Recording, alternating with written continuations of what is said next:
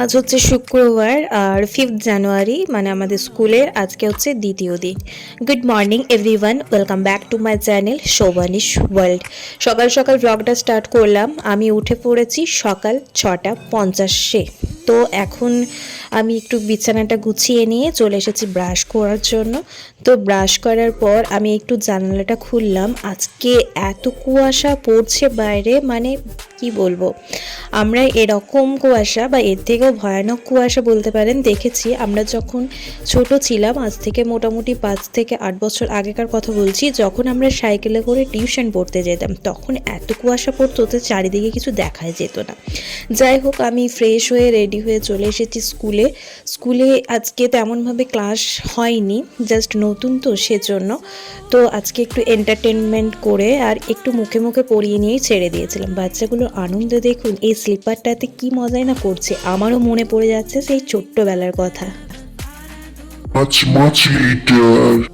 তো স্কুল থেকে চলে এসেছি, এখন বাজে বেলা 1:45 মতো। আসার পর একটু ভিডিও এডিটিং করে আপলোড করতে অনেকটাই লেট হয়ে গেছিলো, যেহেতু আমার স্কুল থেকে আসতেও দেরি হয়ে গেছিলো। মোটামুটি 12:20 মতো সময়ে আমি ফিরেছি। যাই হোক, আসার পর ভিডিও এডিট করে আপলোড করতে অনেকটাই তো সময় লেগে যায়। তো তারপর স্নান করে এখন একটু দাঁড়িয়ে আছে ভিডিও রেকর্ডিং করার জন্য।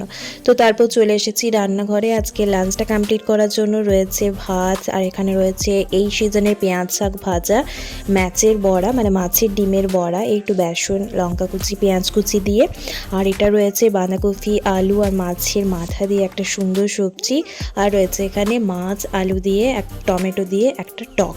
তো এই হচ্ছে আজকের লাঞ্চ। চলুন, বাবা তো চলে এসেছে, এখন লাঞ্চটা কমপ্লিট করে নিই। বাবাকে মাকে দিয়ে দিয়েছি, মিস্টার গোস্ত নেই। আর এটা হচ্ছে আমার লাঞ্চ। চলুন এখন লাঞ্চটা ঝটপট করে কমপ্লিট করে নিই। তো বেলা বয়ে গেছে অনেকটা খানি, এখন বাজছে বিকেল 3:45 মতো, বিকেলই হয়ে গেছে শীতকালের দিনে। তো আজকে মিস্টার ঘোষ একটু বেলায় বাড়ি ফিরেছে, অন্যান্য দিন তো পুরো সন্ধে হয়ে যায়।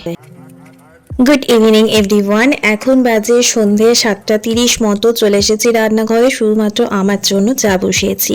মা আর মিস্টার ঘোষ অলরেডি চা খেয়ে নিয়েছে, আর মিস্টার ঘোষ চা খেয়ে দোকানে চলে গেছে। তো বোতলটা দেখি, বোতলটা পুরো ফাঁকা, মানে বিস্কিটের জারটার কথা বলছি। তো সেজন্য এখানে এখন বিস্কিটটা খুলে রাখছি।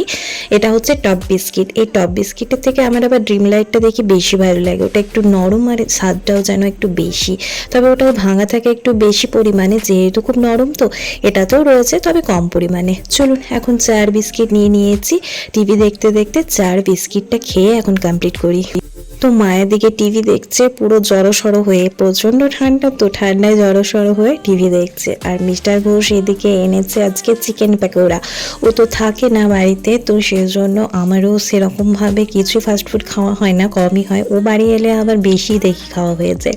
তো আজকে যেহেতু বাড়ি এসেছে, ও নিয়ে চলে এসেছে চিকেন পকোড়া। যদিও এখানে চিকেন পকোড়াটা তেমনভাবে ভালো করে না, তবে অনেক দিন খাওয়া হয়নি বলেও নিয়ে এসেছে। তবে ও এখন ফোনে ব্যস্ত। ফোনে হচ্ছে একটা দাদার সাথে পিকনিকের প্ল্যান, মানে আমাদের ফ্যামিলি পিকনিকের প্ল্যান, মানে শ্বশুরবাড়ির টিম থেকে। তো সেটারই কথা হচ্ছে এখানে। আর আমরা এখন ডেটও ঠিক করছি, তবে পিকনিক করতে কোথায় যাচ্ছি, কবে ডেট হয়েছে সবই আস্তে আস্তে আপনাদের সাথে শেয়ার করব, আপনারা সঙ্গে থাকুন। এখন বাজে সন্ধে নয়, রাত্রি হয়ে গেছে 8:30 মতো।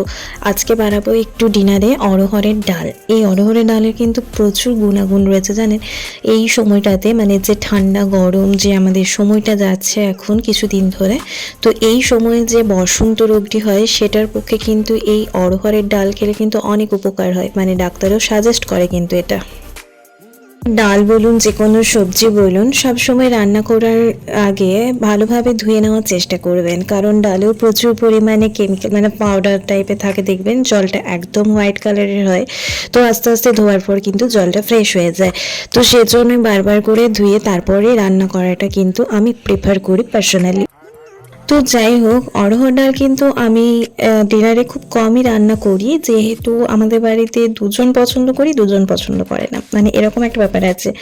মানে আমার শাশুড়ি মা মিস্টার ঘোষ কিন্তু অড়হর ডালের যে একটা সেন্ট রয়েছে সেটা কিন্তু পার্টিকুলারভাবে পছন্দ করে না। আর এটার যে গুণাগুণ, সেই গুণাগুণের জন্য কিন্তু ওনারা সেভাবে ভালো করে খানো না, সেজন্য অড়হর ডালটা আমি কম পরিমাণেই চেষ্টা করি রান্না করার। তো যাই হোক, আমার বাবা যেহেতু পছন্দ, মানে মানে ভালোই লাগে খেতে, খারাপ লাগে না। আর যেহেতু এটা শরীরের জন্য খুবই উপকারী, তাই মাঝে মাঝে হলেও কিন্তু আমি ডালটা রান্না করি, একটু হলেও তো খান। যাই হোক, তো এখানে আমি অরহর ডালটা রান্না করছি। এটা কিন্তু আমি একটু সবজি দিয়ে, কারি পাতা ফোড়ন দিয়েও কিন্তু রান্না করি থাকি, তবে আজকে সবজি কারি পাতা কিছুই দিইনি। জাস্ট সিম্পল আমি বুটের ডাল যেমন রান্না করি, ছোলার ডাল, সেভাবে কিন্তু এটা রান্না করছি। এভাবেও কিন্তু বেশ ভালোই লাগে খেতে, খারাপ লাগে না। আর যেহেতু এটা রুটির জন্য বানাচ্ছি, সেজন্য এটা খুব একটা গ্রেভি গ্রেভি রাখবো না, একটু চাপচাপি করব, যেমন আমরা ছোলার ডাল করে থাকি রুটি বা লুচি খাওয়ার জন্য। তো সেরকম টাইপেরই করবো এটা আজকে, মানে ওরকম টাইপেরই করার ইচ্ছে আছে। আর ওরকম টাইপের করলে দেখি একটু হলেও ওনারা খান, তো সেরকমই করছি। তো ওদিকে ডালটা বসিয়ে দিলাম, বাবা চলে এসেছে, এখন রাত্রি 9টা মতো বাজে। তো যেহেতু প্রচণ্ড ঠান্ডা পড়েছে, তাই বললে একটু চা খাবে। তো এখানে আমি চা বসাচ্ছি, একটু বিট লবণ, তারপর একটু লেবু দিয়ে, বেশ ভালো লাগে খেতে।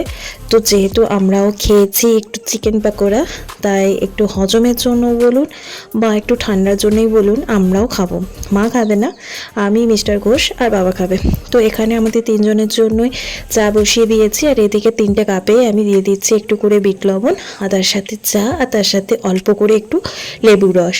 ভালোই লাগে খেতে কিন্তু গরম গরম, এই ঠান্ডায় গরম গরম রুটি এইভাবে খেলে কিন্তু বেশ ভালো লাগে দেখি। তো সেজন্য বানিয়ে নিয়েছে এখানে। চলুন এটা বাবাকে দিয়ে আসি। বাবার জন্য 2টো পকোড়া রাখা আছে।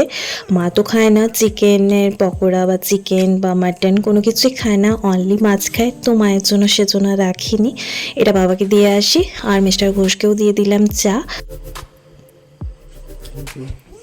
ওদিকে তো চা দেওয়া হয়ে গেল, এটা হচ্ছে আমার জন্য। চলুন এদিকে ডালও হয়ে গেছে, দেখি ডালটার কি অবস্থা। জলটা নিয়ে বড্ড ভয় লাগে, কারণ জলের পরিমাণ কম হলে ডালটা তলাতে ধরে যাবে, আর বেশি হলে ডালটা আবার একটু পাতলা হয়ে যাবে। যাই হোক, ডালটা ঠিকই আছে। এভাবে একটু চাপচাপভাবে রান্না করবেন, বেশ ভালো লাগে খেতে। এদিকে রুটিও তৈরি হয়ে গেছে। চলুন একটু দুধটা গরম করে নিই, তাহলে ডিনারটা মোটামুটি রেডি। এবার ডিনারটা দিয়ে দেবো ওদেরকে, আর আমি একটা রুটি আর ডাল একটা ছোট্ট বাটিতে নিয়ে নেব। চলুন তাহলে আজকের ব্লগটা এখানেই শেষ করছি। ব্লগটি যদি কিছু ভালো লেগে থাকে, অবশ্যই একটা লাইক, কমেন্ট আর শেয়ার করে দেবেন। দেখা হচ্ছে খুব তাড়াতাড়ি নতুন একটি ভিডিওর সাথে। ততক্ষণ পর্যন্ত সবাই ভালো থাকুন, সুস্থ থাকুন। ধন্যবাদ।